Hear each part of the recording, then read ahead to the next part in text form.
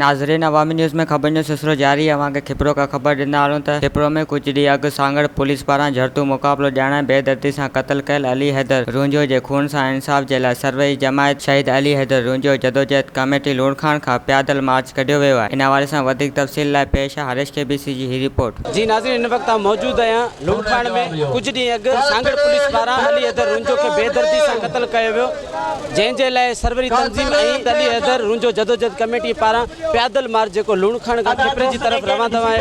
अचो हिते जेके अॻुवान आहिनि हुननि सां ॻाल्हायूं त हुननि जो छा चवणु। शहीद अली हैदर रुंझे सां जेको इंसाफ़ न थियण जे करे असां जेको आहे ही लॉन्ग मार्च जेको असांजो आहे उहो पुरअमन लॉन्ग मार्च आहे जेको शहीद चौक खिपरो ताईं पहुचंदो। असां चाहियूं था त इंसाफ़ थिए ऐं अदलिया इन्हनि सां इंसाफ़ करे। असांजो अपील आहे चीफ मिनिस्टर पाकिस्तान के ऐं पाकिस्तान जे अदालतुनि खे जेको इहा अदालत सॻोरी एडिशनल खिपरो जेको हुकूमत जा हुकुम जारी कयो उन खां हुकुम पुलिस ठुकरायो आहे।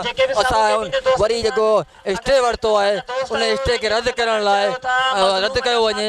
असांखे मुतालबो था कयूं चीफ मिनिस्टर पाकिस्तान के असांखे रिलीफ न वञे। ये असांजो पैदल लॉन्ग मार्च आहे। सरवरी तंज़ीम ॿी जेका असांजी जमायतूं आहिनि सियासी पार्टियूं जेके शहीद अली हैदर रुंझो जदोजहद कमेटी में आहिनि उन्हनि जी जेका अॻुवाणी आहे उन्हनि जे जेका सहकार सां असांजी इहा रैली पैदल लॉन्ग मार्च इहो हितां लूणखान मां निकिरंदो।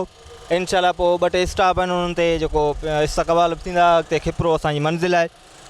इनशाला असांजी जेको हीअ एहतजाज आहे सुभाणे कोर्ट जो फ़ैसिलो आहे। असांखे उमेदु आहे पाकिस्तानी अदालतुनि मां त बेगुनाह जेको मारिजी वियो आहे नौजवान उन जे खून सां ज़रूरु इंसाफ़ थींदो। इहो ई असांखे इंसाफ़ खपे। वज़ीर आला सिंध कोर्ट में असीं अपील था कयूं असांजो इंसाफ़ कयो वञे। जेको अली हैदर रुंझो बेगुनाह क़त्ल थियो 5 ॾींहं अॻु हिन खे गिरफ़्तार कयो, उहे बि असां वटि सबूत आहिनि। जेकॾहिं ॾोहारी हुजे हा त उनखे अदालत में पेश करे हा। जेका अदालत जेको फ़ैसिलो करे हा असांखे मंज़ूरु हो। जदोजहद कमेटी जी तरफ़ां शहीद अली हैदर जदोजहद कमेटी जी तरफ़ां जेको लूणखान खां खिपरो ताईं पैदल लॉन्ग मार्च कयो पियो वञे, इहो असां कुझु ॾींहं अॻु सांगड़ पुलिस सां बेदर्दी सां क़त्ल थियल शहीद अली हैदर जे खून सां इंसाफ़ लाइ लॉन्ग मार्च कढे रहिया आहियूं।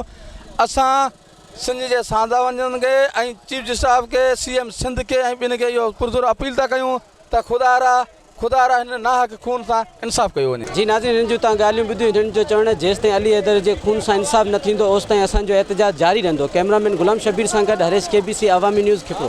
वधीक ख़बरुनि ऐं तफ़सील जे लाइ विज़िट कयो असांजी वेबसाइट awamiNewsHD.com ऐं ॾिसंदा रहो अवामी न्यूज़ HD।